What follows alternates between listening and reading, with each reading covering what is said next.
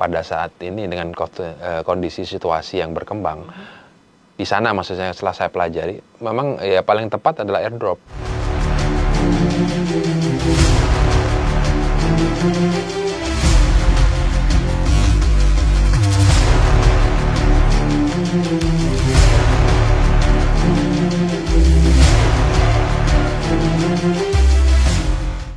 Dengan airdrop ini kan metodenya adalah yang pertama cepat, kemudian dia pada sasaran.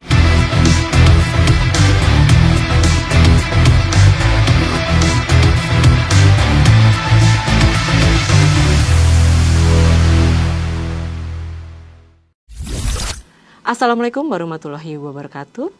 Apa kabar sahabat TNI? Semoga dalam keadaan sehat dan bahagia dimanapun berada. Bersama saya Hestu Kesuma dalam podcast TNI yang tentunya memberikan informasi berbagai hal dalam dunia militer, baik di dalam maupun luar negeri.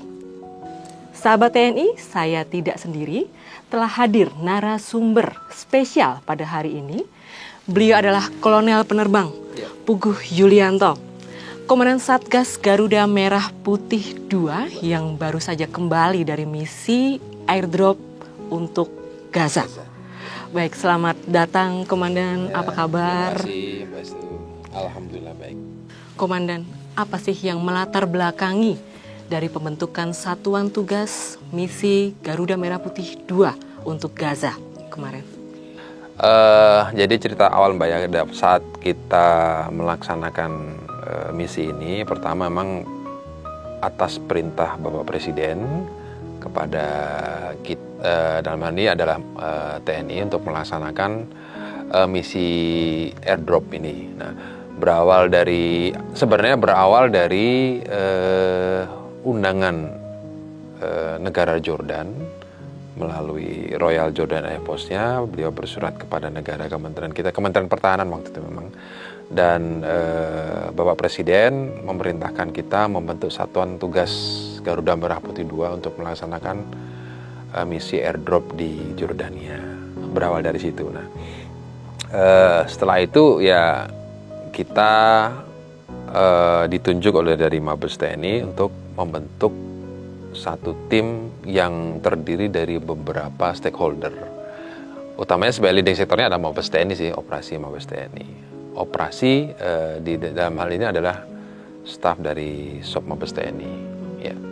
Kemudian untuk Komandan sebagai Dan Satgas pada misi Garuda Merah Putih II ini, untuk fungsi dan tugasnya seperti apa? Oh, kalau saya jelas Mbak dari awal sampai akhir. Yang pertama memang memberikan perencanaan awal ya Mbak. Perencanaan awal dari apa yang kita akan gunakan, utamanya adalah alutsista. Alutsista kita yang gunakan adalah mungkin pada saat itu ya kita memakai pesawat Hercules sesuai dengan arahan dari Sop Mabes TNI dan Sop AU. Kita menggunakan 2 pesawat C-130 Hercules tipe J dengan segala perlengkapannya dan segala perencanaannya kita buat. Dan kita juga ada di situ, termasuk dalam satgas kita tuh ada dari rekan-rekan yang perbekut, media, kemudian Sathar 72 yang expert di bidang dia melaksanakan packing, logistik, rigging dan sebagainya. Terus dia expert dalam menyiapkan segala nantinya logistik yang kita drop. Nah, itu masuk di dalamnya. Dan itu perlu satu koordinasi yang ketat. Komandan tentunya harus memastikan keselamatan, keamanan. Betul. Selama nanti akan airdrop. Betul. Apa sih perencanaan awalnya dari? Jadi pada saat misi airdrop ini kan memang tentunya kita saat berangkat kita belum mengetahui nih Mbak situasi, kondisi, terus keadaan di sana seperti apa. Nah, saya mulai untuk menelaah bagaimana misi ini ya saat saya begitu landing di Jordania. Kemudian kita melaksanakan briefing dengan yang saat itu sebagai inisiatornya itu kan dari Jordan melalui Royal Jordan Air Force-nya mereka, sehingga pada saat datang kita diadakan short brief dia untuk memberikan sedikit gambaran seperti apa misi yang kita laksanakan. Itu kan dia sudah menyiapkan dengan itu misinya dalam satu misi yang disebut Solidarity Pet Operation.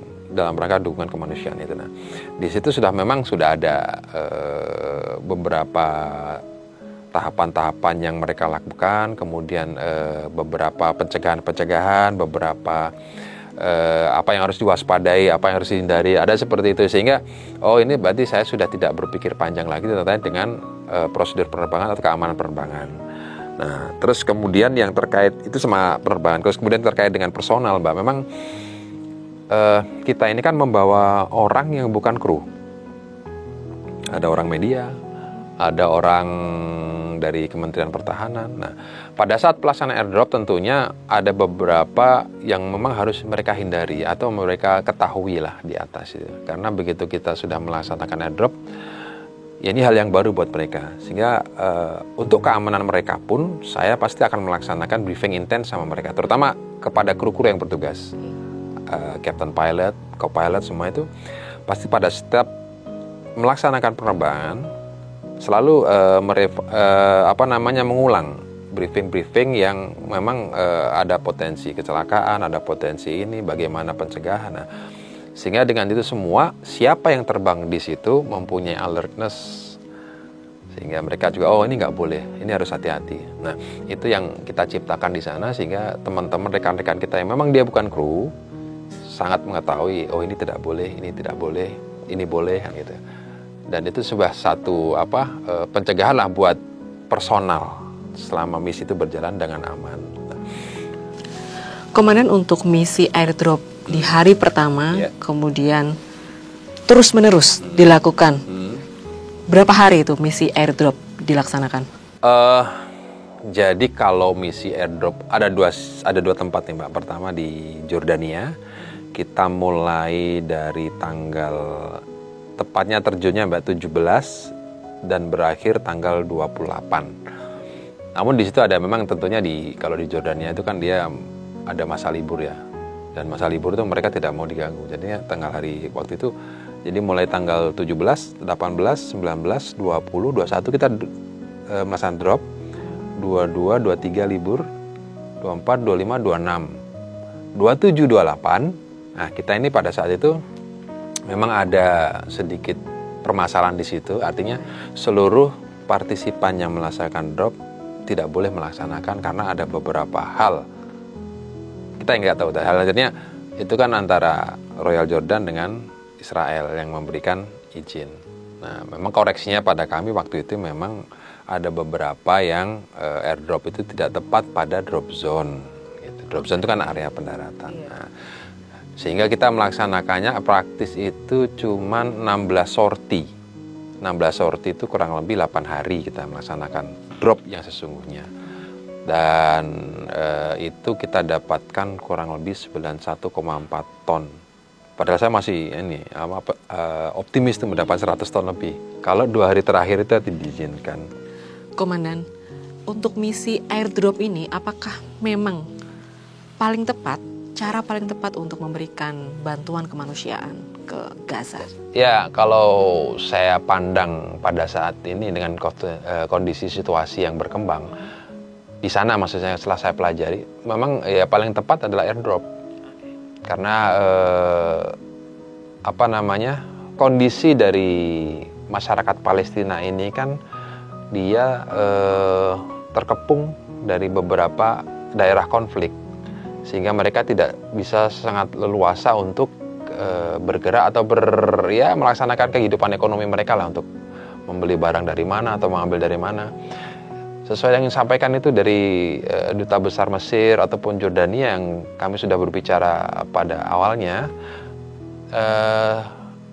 menyampaikan bahwasanya bantuan kemanusiaan yang dijalankan lewat darat memang pada saat ini mengalami hambatan, sehingga mereka mengalami masa kelaparan yang sangat kan gitu, sehingga banyak berdampak kepada kematian.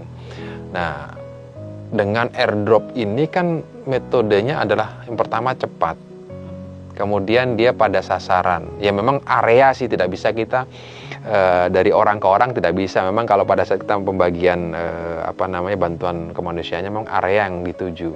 Nah, tepat. Memang kalau kita kembali ke jumlah memang tidak sebanyak atau tidak tidak bisa banyak yang dalam jumlah yang besar. Cuman apa yang kita sampaikan atau kita drop di sana minimal bisa mengurangi rasa lapar di masyarakat Palestina, dan tentunya memberikan sedikit senyuman.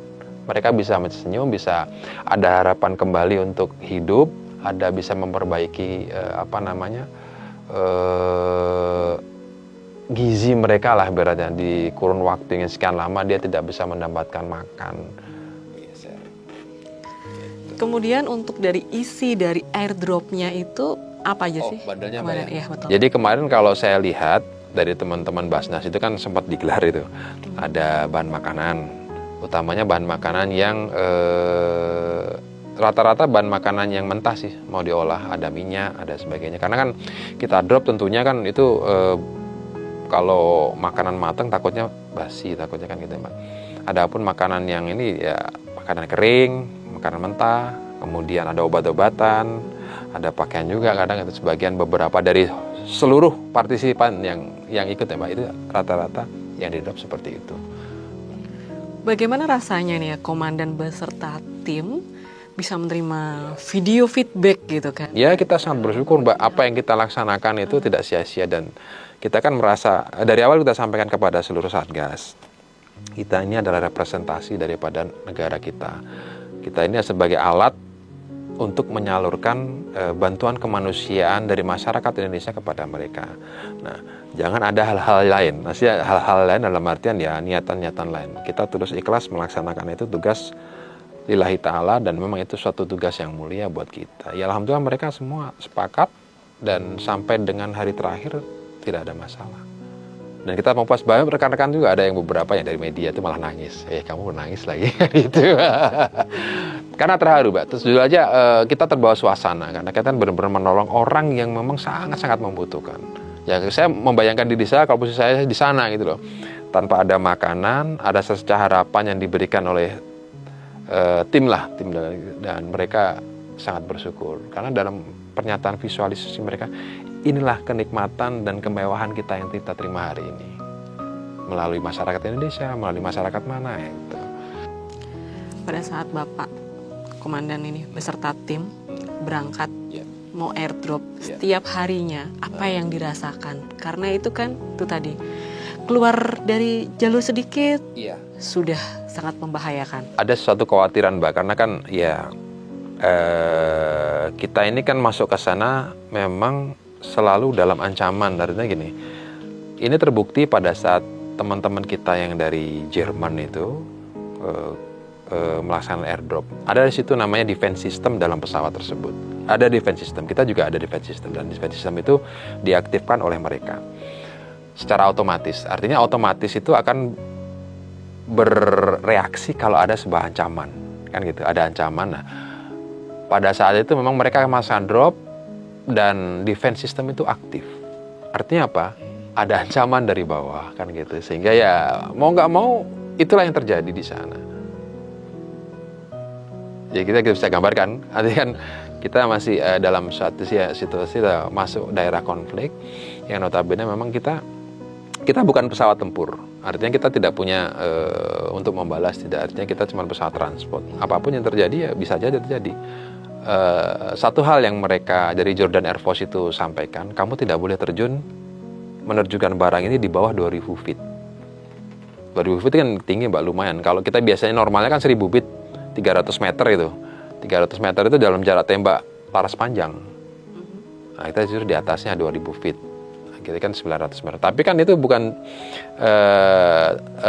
masih dalam radiusnya jarak tembak senjata yang lain kan gitu. Tapi ya wawalam lah, alhamdulillah semua karena kita niatannya tulus, ya alhamdulillah semua berjalan lancar gitu aja. Iya, bisa dilaksanakan. Ya kalau hitungannya ya alhamdulillah sesuai dengan target yang diberikan kepada kami kan gitu. Dan kami sendiri juga memberikan target selama beberapa hari itu kan ada 17, ada 8, 45 dan 80 terakhir yang harus di drop ini kan. Alhamdulillah semua kelewat. Semua terlewati. Bisa terlewati. Ya. Ya bahkan mungkin saya optimis waktu itu mungkin karena 2 hari tidak terlaksana, akhirnya ya tidak sampai 100 sih, tapi alhamdulillah 91,4 sudah sesuatu hal yang biasa, luar biasa. ketika komandan mendapatkan perintah itu tadi kan ke daerah Gaza, pengiriman airdrop, dan tentunya itu adalah daerah konflik. Betul. Yang dirasakan apa sih? Ya memang pada saat itu begitu saya diterima, besok Puguh jadi mission commander di sana ya. Artinya begini, pelaksanaan penelitian Gaza, saya seumur-umur belum pernah melaksanakan hal tersebut. Memang kalau kita melaksanakan misi kemanusiaan banyak, tapi misi kemanusiaan di daerah konflik. Artinya apa yang perlu saya persiapkan. Nah itu dalam benak saya memang terus terpikir, walaupun pada saat itu kita ada misi juga sebenarnya, melaksanakan kegiatan di Batu Jajar itu kan. Saya berenung, kemudian saya bilang ke keluarga bahwasanya, Bu besok kita Bapak berangkat melaksanakan misi ke Gaza, tanggal berapa waktu 13 berangkat. Kok cepet, ini aja belum selesai nih misinya, ini kalau udah ada misi yang lain. Baru pulang. Banyak pertanyaannya. Kenapa harus ke sana? Apa yang di sana? Dia ngapain? Artinya ada sesuatu kekhawatiran yang besar. Dan tidak biasa-biasanya kan kalau kita misi, Bu, saya mau terbang ke Medan gitu aja. Itu berbeda raut muka dan sebagainya. Dan pertanyaan-pertanyaan yang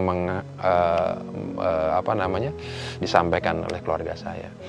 Artinya saya berpikir, oh istri saya ini memang khawatirnya luar biasa. Karena ya sesuai dengan informasi yang diterima di BMHS kan daerah konflik kan seperti itu yang terjadi di Gaza. Itu pun dalam benak saya juga sama. Apa yang akan saya laksanakan di sana kan gitu.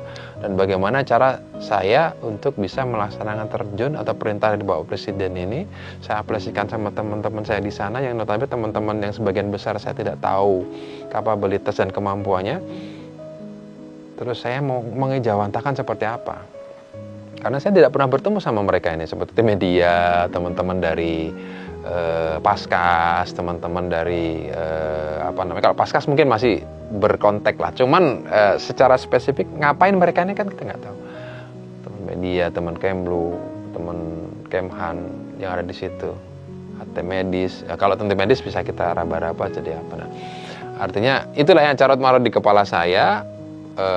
Saya jawantakan seperti apa tugas saya. Ya pelan-pelan saya dalami dari informasi dari Sop Mabes TNI, kemudian informasi dari Adhan, kemudian informasi dari teman-teman yang memang pernah melaksanakan misi di sana, sehingga saya membuat suatu pola yang ibaratnya ya insya Allah applicable di sana. Tapi itu kembali lagi, keluarga seperti apa? Ya, itu timbul pertanyaan banyak. Sampai kapan? Dengan siapa? Nah itu artinya kan kemudian berapa lama kan gitu. Saya jawab berapa lama? Apalagi saya jawab belum tahu. Wah makin khawatir lagi. Hal itu wajar di kalangan keluarga dan ibu-ibu kan. Artinya kekhawatiran itu sungguh besar. Dan saya tanya hal yang sama juga kepada teman-teman yang ditugaskan itu Satgas. Jawaban yang sama seperti apa yang saya terima atau pertanyaan yang sama seperti apa yang saya terima dari keluarga. Apa komandan kemudian menenangkan? Ya jelas, saya bilang kita ada tentara Bu. Apapun yang terjadi kita laksanakan itu perintah. Nah terlepas dinanya seperti apa, saya saya mohon doa dan mungkin restu, dan saya mohon juga setiap harinya selalu berdoa untuk saya dan teman-teman Satgas supaya semua berjalan dengan lancar. Dan alhamdulillah kan sebelum kita berangkat kan kita sempat ketemu sehari kalau nggak salah dengan tim Satgas itu untuk berdiskusi, berdialog sebentar. Ya itulah, kita sepakat bahwasanya misi kita ini bukan misi yang biasa. Misi yang sungguh luar biasa, mewakili negara, membawa misi kemanusiaan, menghadirkan negara pada sebuah negara yang memang sangat membutuhkan. Dan kita di sini ada unsur kita, kalau dibilang orang Islam itu ibadah. Artinya jangan kita sia-siakan kesempatan ini. Kalau bisa kita semaksimal mungkin mengerjakannya. Apa yang kita bisa laksanakan, kita laksanakan, kita optimalkan. Kalau bisa kita perjuangkan. Ini belum tentu kita bisa melaksanakan misi ini lagi untuk teman-teman dan rekan-rekan kita di Gaza ini di kemudian hari, kan gitu. Mungkin saat inilah kesempatan yang tepat. Saya bilang teman-teman media juga saya gitu. Kesempatan yang tepat kita memberikan yang terbaik apa yang kita miliki. Selama 1 bulan misi, kesan utama kesan kita ya, kesan saya Mbak ya, kan saya bilang dari tadi misi ini kan bukan misi yang biasa. Artinya ada suatu mewakili negara kita untuk menghadirkan rasa kepedulian masyarakat Indonesia kepada rekan-rekan kita yang di Gaza, yang dalam kondisi memang kalau dibilang di paling bawah lah, ditekan dengan segala kemalangan musibah yang diterima mereka. Sehingga ini suatu hal yang harus saya laksanakan dengan baik, dan ini saya salurkan kepada teman-teman. Ya, kita jangan berhitung apapun juga, yang penting kita laksanakan tugas kita sesuai dengan kemampuan kita. Kita optimalkan apa yang kita bisa berikan, kita berikan. Nah, kesan saya teman-teman itu semua sangat-sangat kontributif orangnya itu semua, sehingga ya semua maksimal. Kesan saya sama teman saat melaksanakan penugasannya juga, mereka juga sungguh luar biasa karena dorongan misi dan semangat inilah apa yang kita kerjakan bersama-sama itu ya seolah-olah melebihi batas kerja kita normal gitu. Artinya ya mereka ada sentuhan-sentuhan tersendiri pada saat melaksanakan tugasnya itu. Gitu. Ada harapan dari konflik yang terjadi? Harapan saya memang sebagai manusia biasa mungkin tentunya berkeinginan hidup itu kan nyaman, damai, dan tenang. Pun juga rekan-rekan kita yang di Gaza juga mengalami hal yang sama. Kita mempunyai hak yang sama, kita mempunyai ibaratnya kesamaan sebagai manusia. Dan ini bisa, atau ibaratnya seyogyanya memang harus mereka rasakan. Karena ibarat kata kan tidak perlu kita saling berdebat, tidak perlu saling kita berselisih ya, untuk memperebutkan suatu hal yang tidak seharusnya gitu. Artinya teman-teman kita di Gaza ini kan memang dia tidak mendapatkan haknya, dia tidak mendapatkan kebebasan dan kemerdekaan mereka sebagai manusia. Nah, ini saya harapkan ya semoga saja ke depan dengan usaha-usaha negara-negara ini bisa memberikan suatu kemerdekaan buat teman-teman kita di Palestina Gaza, dan memberikan suatu perdamaian lah buat mereka untuk menjalankan kehidupan. Seyogyanya kita kan sama sebagai manusia kan, kita mempunyai yang sama, tidak ada yang lebih ya, gitu. Dan ditanya sementara kan Mbak gitu kan di sini kan, nah iya, tidak selama-lamanya, kira-kira itu lah Mbak. Terima kasih banyak Komandan atas penjelasannya, sangat bermanfaat buat kami dan juga sahabat TNI. Sahabat TNI, kuatnya rasa persaudaraan dan kemanusiaan menjadi tekad misi Merah Putih dalam melaksanakan tugas mulia ini. Karena senyum mereka adalah harapan hidup dan kemerdekaan. Sahabat TNI, saya Hestu Kesuma bersama Kolonel Penerbang Puguh Yulianto pamit undur diri. Salam TNI Prima.